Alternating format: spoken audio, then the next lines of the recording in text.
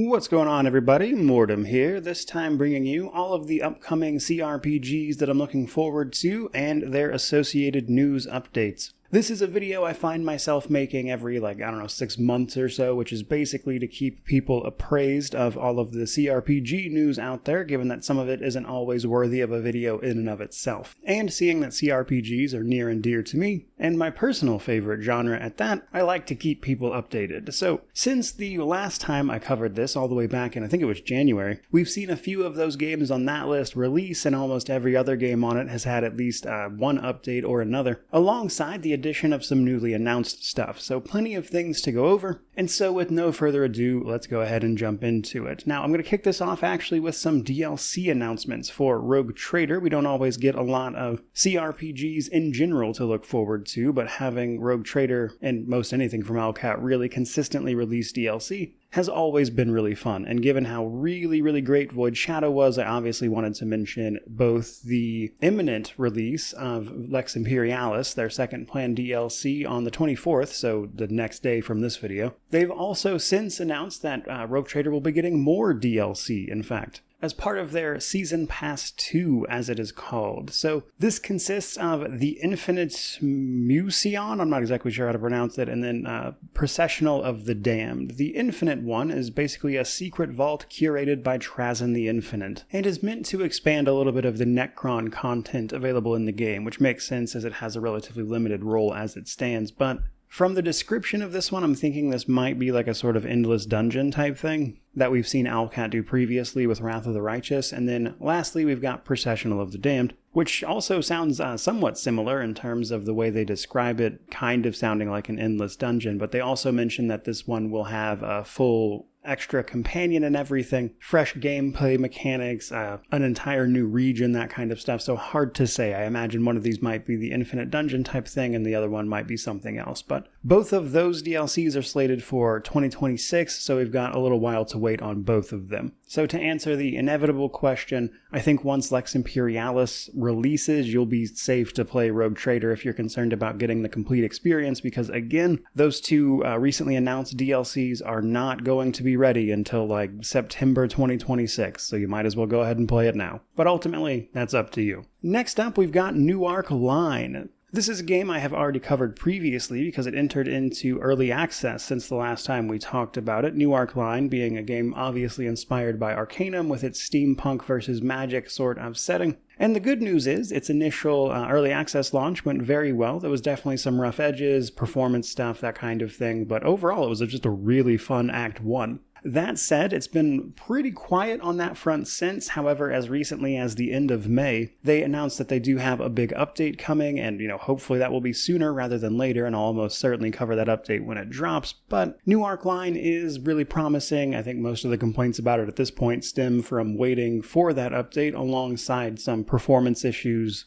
that came with the release of early access. So hopefully development continues to go well there, because that game has a lot of promise, and I just wanted to mention that it should be getting an update sooner or later. Next up, we've got Shadow of the Road. This one, I admit from having played a little bit of their alpha, that it's kind of one of those games that straddles the line between TRPG and CRPG. Could kind of go either way, and I'd have to see it in full before I really make that determination, but for now I'm keeping it on the list. This had an alpha back in March. It has been all quiet on the news front since then, as I imagine they are mostly reacting to feedback, as it seems they are relatively early in development. But if you're unaware, Shadow of the Road takes place in 1868 Japan, blending together steampunk technology, yokai spirits, and the like, and you having tactical battles against the backdrop of the tumultuous period in which it takes place, making for an interesting journey. Again, it has promise. We'll have to see where that one lands. This one is being published by Owlcat, but developed by someone else. Following on from that, we have Swordhaven, the Iron Conspiracy, a game very clearly inspired by Baldur's Gate 1 and 2, of course, primarily 1 for obvious reasons. Swordhaven has also released into early access, and some exciting news there in the sense that they are constantly updating this one. They're already up to patch 0.5, I think, from their initial early access release, and they've already put out a sort of roadmap to release. So Swordhaven Iron Conspiracy is shooting for a December release, and they seem to be on track with that. As far as the game goes, though, if you're unaware of it, this is from the people that made Atom RPG and Atom RPG True to Grad. So they absolutely have some CRPG experience, and in Swordhaven, you find yourself washed up on the shores of Nova Draconia and get involved in an iron conspiracy, if you'd believe it. So far, though, I've enjoyed a lot of what I've played of this game. Definitely has that more classic feel, but either way, definitely looking forward to it, and I'm just happy to see it might actually be releasing this year. Following on from that, we've got Banquet For Fools, another game that is receiving constant updates in early access, happily so, mind you, but Banquet For Fools is set in the same universe as Serpent in the Staglands because it is being made by the same people.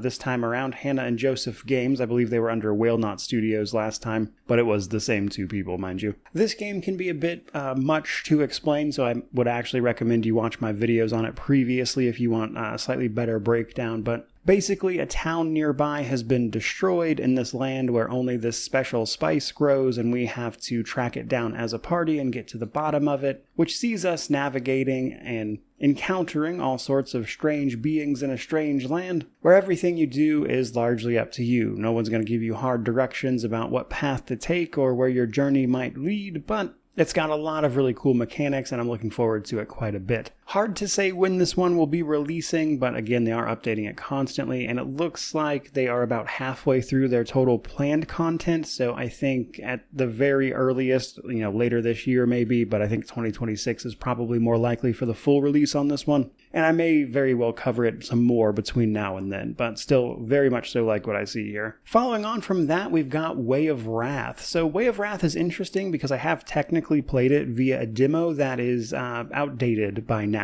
So the Way of Wrath has received some updates to both its Steam page and clearly is in a much further place of development at this point, and it's due out sometime in 2025. The name of the game here, though, seems to be short but replayable because you are a Bronze Age tribal chieftain, and essentially what you're doing is leading your tribe to defend against an impending attack. Your job is to basically do whatever you can to prepare for that attack before it happens, and then the sort of outcome of how that attack plays out is the direct result of your own preparation. And there's a lot of things like backgrounds and origins and ways you can lead your tribe into this conflict, and it's the kind of thing that has a lot of potential if it's done well. But admittedly, my own information is a little bit out of date, because as I already mentioned, that demo that I played was clearly from a much earlier place than the game seems to be now. So hopefully that will still release this year, and we'll be able to talk about it perhaps later on during the holiday season. Another game slated to release sometime later this year is the Avernum 4 remaster. So Avernum 4, Greed and Glory, to give it its full name, is marking the initial approach to remastering the second of the Avernum trilogy, which itself was a remaster of the Exile games, but that's a whole thing. Either way,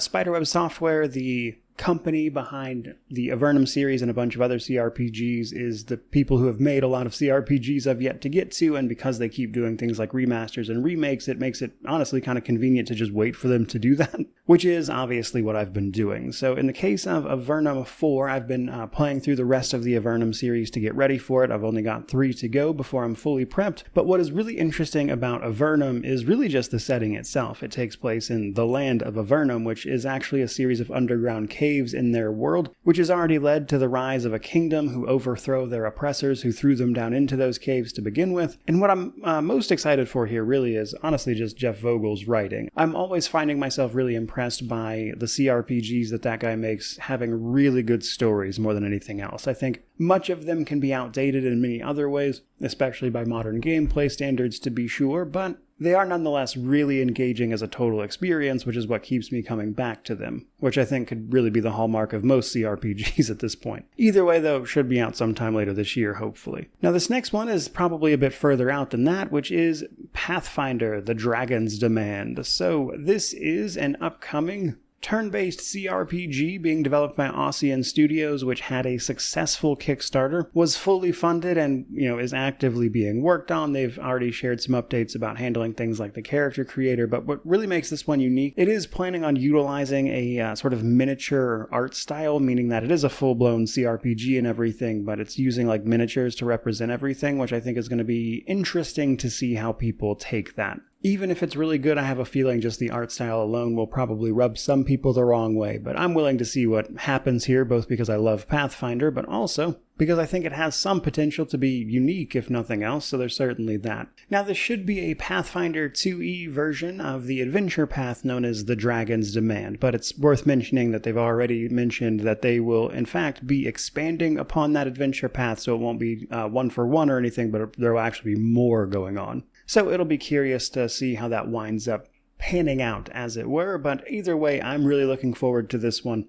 Not exactly sure if everyone will be as excited for it, but it looks like the kind of thing that is exactly up my alley. Now, next up, we've got a few smaller CRPGs. Starting with the Legends of Awen, Rise of the Fianna. Mostly, I just think this one kind of looks neat. Definitely an indie production, being both developed and published by Hawkswell Studios. This is a CRPG inspired by Celtic medieval fantasy, really. It is primarily going to be a story-driven game first, and while it does have things like combat, I think those are probably going to wind up being more of a secondary focus. This is another one of these games I was able to play a little bit for myself via, I believe, an exclusive preview. And there's a really big emphasis on choice and consequence, finding ways to avoid encounters entirely, being able to even romance companions, that type of stuff. So we'll have to ultimately see how well this winds up panning out, but I think they're onto something with at least the little bit I played, which is obviously why I'm mentioning it here, and hopefully it lives up to some of that potential. Next up, we've got Esoteric Ebb. So Esoteric Ebb is, I guess, a Disco Elysium-like, you could put it. I would definitely say it's probably a CRPG by most people's definition, especially since a lot of people consider Disco Elysium one. But it's a very narrative, text-heavy style of game, where you play the cleric, who is sent to a city to figure out why an explosion happened and blew up this building, which ultimately leads into this sort of political drama set in a D&D world, or a world that uses Dungeons & Dragons type of rule set. And having, again, been able to play this one for myself via a demo that was available. I don't think it's up right now, but there was a demo of this publicly available for a time. And I really enjoyed it. I thought a lot of the writing was really sharp. The mechanics are fun. You get a goblin sidekick. You can debate the law with an imp. And as we all know, that's all of the things. No word on a release date yet, but it is being published by Raw Fury these days, so is looking better and better. And hopefully we have some news on that front soon. Very excited for that one. Following on from that, we also had the other recent announcement of Dark Heresy from Owlcat Games as well. Basically following on from their success with Rogue Trader, they are tackling another sort of TRPG setting via Dark Heresy that puts us in the role of an Inquisitor, investigating heresy, of course, in the Warhammer 40k universe, which is almost certainly because Dark Heresy uses a lot of very similar systems to Rogue Trader, which means,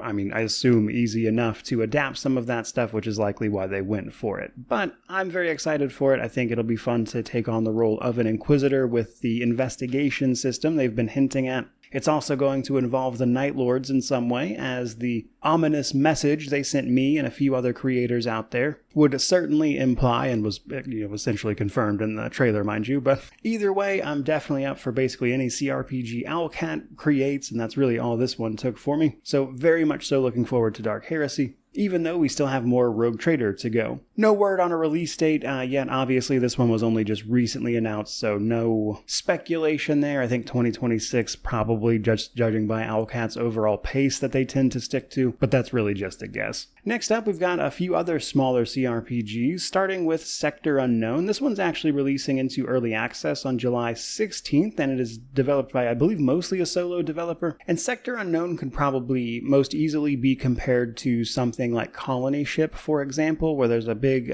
sort of text element to it, where you're very much so parsing through options and exploring and figuring things out, but there is an actual combat section as well. It just takes a little more getting used to, and while I don't think it's going to be quite as challenging as something like Colony Ship, it's definitely kind of in that vein. Sector Unknown, though, puts you in the role of a prisoner who escapes via the help of this sort of AI system on a ship, and you are going to ultimately be attacked by a warring company who would like to reestablish dominance over the systems you find yourself in, and so you have to spearhead the defense of several planets, hoping to stave off this attack, and I would assume decide whether or not you can trust this AI that seems to be bossing you around. Very promising. I played a bit of a demo of this one as well, It was a lot of fun. I'm actually looking forward to this one when it drops in full. I'll probably cover the early access release in some form or fashion, but within the same day, which might wind up being a little unfortunate timing, is that the enhanced edition of Neverwinter Nights 2 is dropping on July 15th. Now, I've played Neverwinter Nights 2 already quite a bit, enjoy it a lot as it uses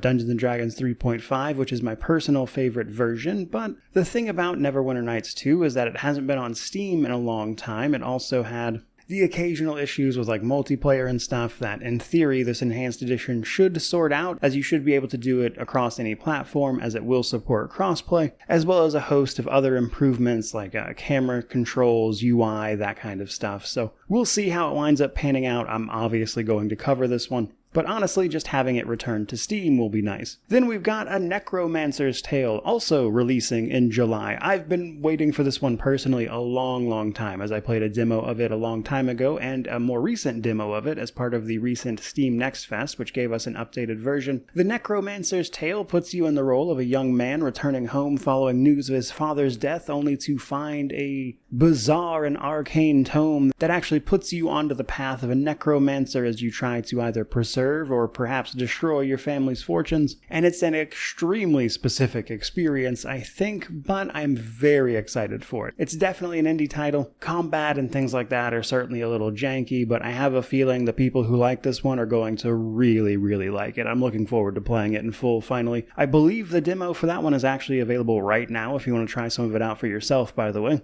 And then we have Solasta 2, announced all the way back at, I believe it was the Game Awards. Solasta 2 is the follow-up, of course, to Solasta 1, which seems to be bigger and better in almost every single way, vastly improved graphics while retaining some of the core systems. However, we do have some important news on this one. It was very recently announced that they are not only doing this in D&D 5th edition, which is the same for Solasta 1, but rather that they are adopting the 2024 rule set. Now, I'm going to be real with you guys. I have not bothered to learn or look up the 2024 rule set because it, just doesn't get applied to video games, and I don't play tabletop games in person really any these days. I don't have the time. I have heard mixed things about it. Their announcement of the Switch had a mixed response. I will see how I feel about it when I play it, which will likely be my first experience with the changes that rule set made, so I guess I'll find out for myself whether it's good or bad. I hope it winds up working out for them though, because the developer, Tactical Adventures, is, I think, doing some really cool stuff in the CRPG space, and I would like to see them continue to do so,